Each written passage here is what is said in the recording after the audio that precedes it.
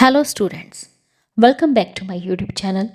Students, if you are new to my channel, please subscribe my channel and hit the bell icon so you get the latest notifications timely. So students, today's topic is distinction between reserve and provision. So let's get start the video. Distinction between reserve and provision.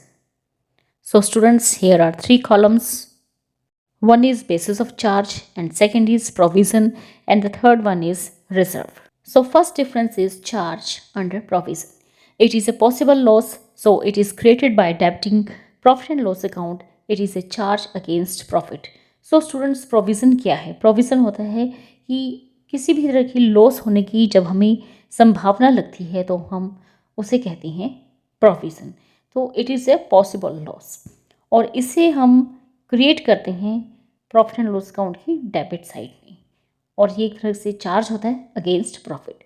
Where is under the reserve it is a portion of profit earn by business. लेकिन reserve क्या होता है? जो भी profit हमारा business earn करता है तो उस प्रॉफिट का एक पोर्शन होता है हमारा ये reserve. It is created by debiting profit and loss appropriation account. It is A charge out of profit. तो रिजर्व हम किस तरह से क्रिएट करते हैं? इसे हम रिप्रेजेंट करते हैं profit and loss appropriation account के डेबिट साइड में. It is created by debiting profit and loss appropriation account. It is A charge out of profit. तो रिजर्व हम किस तरह से क्रिएट करते हैं? It is created by debiting profit and loss appropriation account and it is A charge out of profit. और reserve जो है हमेशा प्रॉफिट में से ही रखा जाता है और इसे हम profit and loss appropriation account के डेबिट साइड में रिप्रेजेंट करते हैं. सेकंड इज ट्रू प्रॉफिट और loss. Under provision profit and loss account will not disclose true profit और loss unless provision is created. So students, जब तक हम provision नहीं क्रिएट करते तब तक हमारा प्रॉफिट एंड लॉस अकाउंट जो है एग्जैक्ट प्रॉफिट और लॉस हमें रिप्रेजेंट नहीं करता. Where is under the reserve profit and loss account discloses true profit और loss even if no reserve is created. So students, profit and loss account जो होता है डिस्क्लोज करता है, रिप्रेजेंट करता है true profit and loss even कि हमने अगर रिजर्व भी क्रिएट नहीं किया हो, क्योंकि रिजर्व जो है वो हमेशा प्रॉफिट में से ही रखा जाता है. तो जब पहले हम प्रॉफिट एंड लॉस कैलकुलेट करेंगे उसके बाद हम रिजर्व रखते हैं. तो प्रॉफिट एंड लॉस अकाउंट पे इसका कोई फ़र्क नहीं पड़ता. तो profit and loss account discloses और represent true profit and loss अगर हमने रिजर्व क्रिएट नहीं भी किया है तो. Next is third, meeting specific loss और liability. Under provision it is created to meet specific loss और लायबिलिटी. तो स्टूडेंट्स, प्रोविज़न हम क्यों क्रिएट करते हैं? It is created to meet specific loss और लायबिलिटी, क्योंकि हमें लगता है कि इन फ्यूचर किसी न किसी लॉस होने की हमें संभावना लगती है या कोई एक स्पेसिफिक लायबिलिटी होने की संभावना लगती है कि हमें वो पे करनी होगी. तो इसलिए हम प्रोविज़न क्रिएट करते हैं. But the amount of loss और liability which can not be determined exactly. लेकिन जो भी लॉस होगा इन फ्यूचर या लायबिलिटी होगी उसको हम एग्जैक्ट डिटर्मिन्ड नहीं कर सकते. तो इस तरह से हमें एक एस्टिमेटेड अमाउंट क्रिएट करनी पड़ती है as a provision. Where is under the reserve third point it is meant for meeting any unknown loss और लायबिलिटी.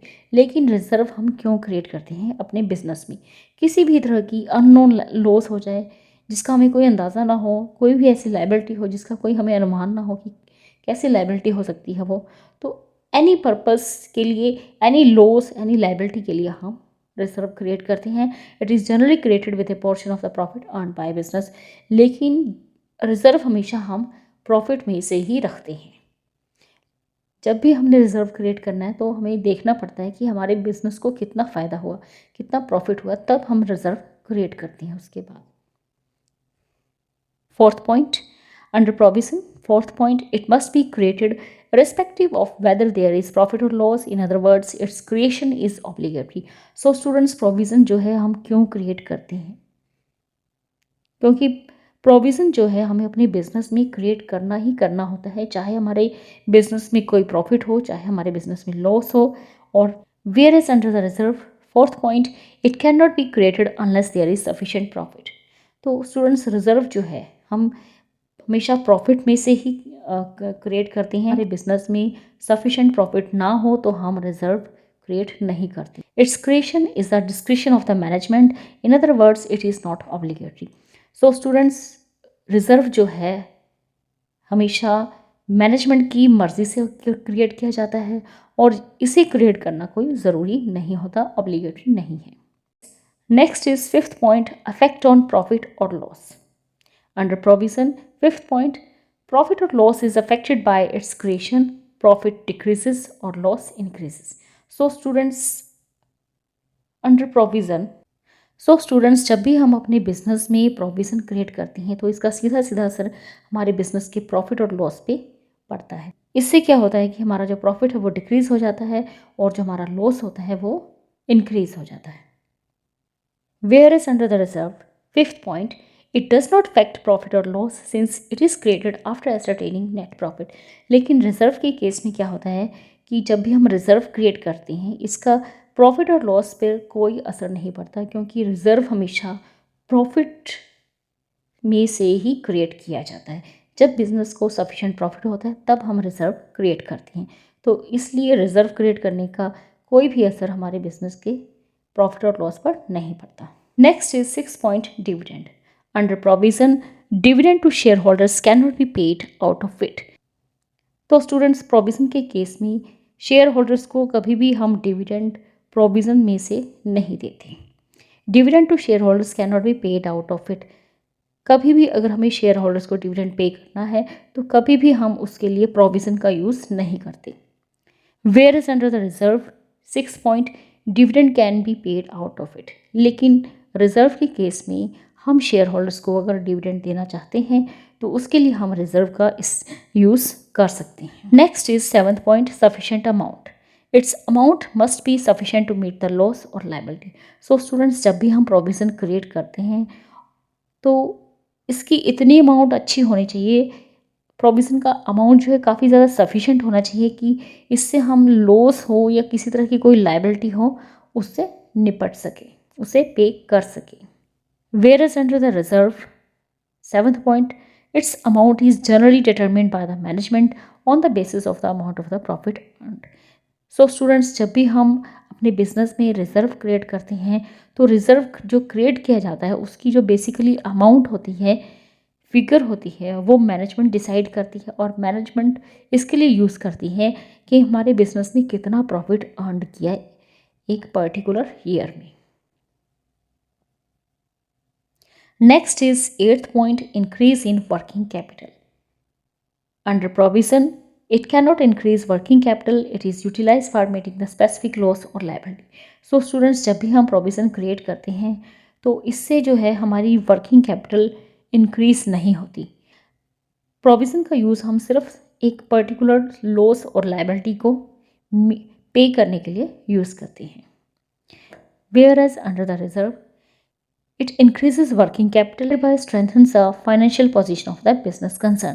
So students, जब भी हम रिजर्व क्रिएट करते हैं अपने बिजनेस में, इससे हमारी जो कंपनी की वर्किंग कैपिटल है वो इंक्रीज होती है एंड हमारी जो बिजनेस की फाइनेंशियल पोजीशन है वो स्ट्रॉन्ग होती है। Next is ninth point, claim of owner under provision. The owner of the business cannot have any claim over it since it is created for meeting a specific loss or liability. So students, जब भी हम अपने business में किसी भी तरह का provision create करती हैं तो प्रोविज़न क्रिएट करने का एक पर्पस होता है कि इन फ्यूचर किसी भी तरह की कोई स्पेसिफिक लॉस, कोई पर्टिकुलर लॉस हो जाए या पर्टिकुलर कोई लायबिलिटी हो, उसके लिए हम उस प्रोविज़न को यूज़ करते हैं। तो इस तरह से हमारे जो भी बिजनेस के ऑनर हैं उनका किसी भी तरह का कोई राइट नहीं होता इस प्रोविज़न पर। They cannot have any claim over the provision. Where is under the reserve, ninth point, the owner can claim it since it is created out of profit. लेकिन रिजर्व के केस में क्या होता है कि जो रिजर्व होता है, रिजर्व हम कैसे क्रिएट करते हैं, हमारा बिजनेस जब भी अच्छा सफिशिएंट प्रॉफिट अर्न करता है तो उसमें से कुछ पोर्शन हम साइड में रख लेते हैं जिसको कि हम कहते हैं रिजर्व। तो ऑनर जो है इस पे अपना क्लेम कर सकता है क्योंकि जो हम रिजर्व क्रिएट करते हैं वो out of the profit create करते हैं। Next is tenth point, place in balance sheet Under provision, it is shown on asset side of balance sheet as deduction from the concerned asset.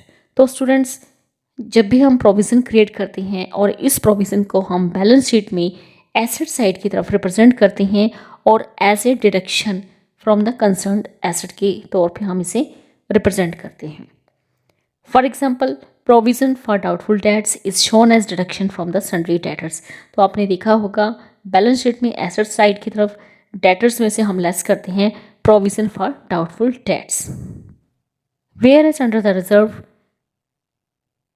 10th point, it is shown on the liability side of the balance sheet as a separate item. लेकिन reserve को हम कहाँ show करते हैं?